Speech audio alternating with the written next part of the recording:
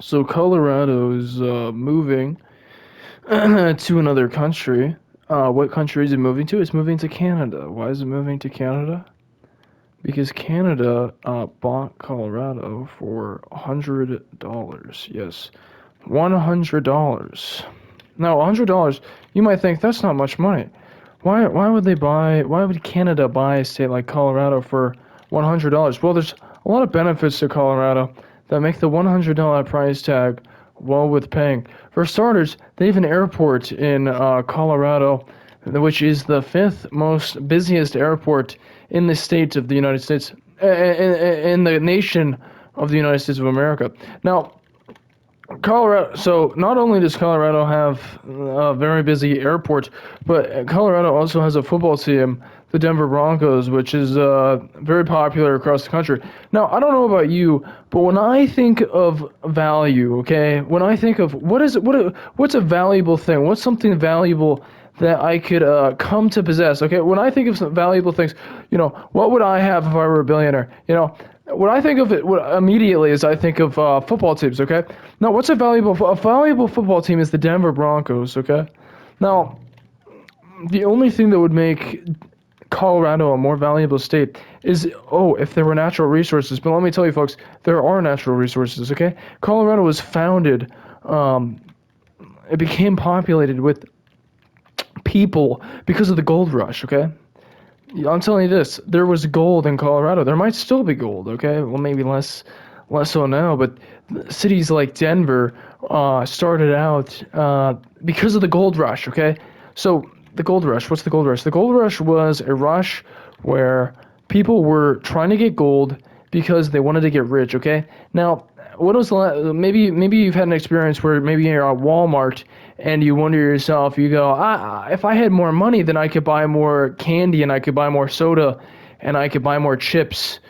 Currently with my current finances, I'm unable to buy these items, and that's where Colorado comes in. Because if you were to go to Colorado, if you put yourself in the shoes of people back then you could actually buy all the chips and soda and candy that you wanted. Okay, what are you gonna do with all the chips and candy and soda? Well, I'll tell you what. What you're gonna do is you're gonna throw a party. What kind of party are you gonna throw? That's up to you. But presumably, because now that you're Canada in this situation. You're also on the Gold Rush, okay?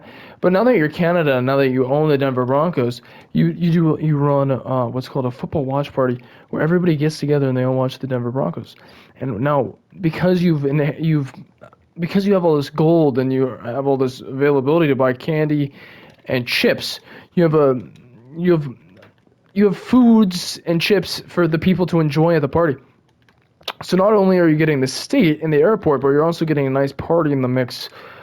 Um, and it's Canada. So Canada, obviously, the leader is Justin Trudeau. Okay, Justin Trudeau. What's he famous from? He's famous for dressing up in blackface. Okay, this is a true story. Okay, Justin Trudeau dressed up in blackface. You can look up the picture online. Who's Justin Trudeau? He's the leader of Canada. Okay, Prime Minister as he's known. Anyway, so he dressed up as Aladdin for a party, for a Halloween party.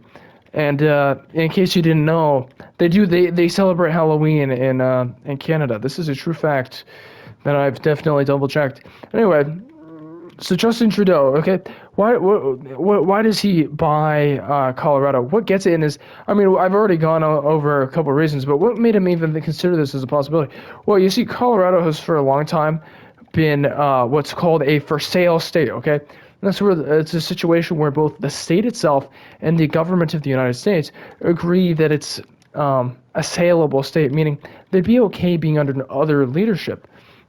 Now, what makes Colorado an interesting case is Casa Bonita. Actually, what happens with them is because they were bought by the owners of South Park, they actually will remain a part of the United States, and Canada will not be inheriting ownership of that particular restaurant branch.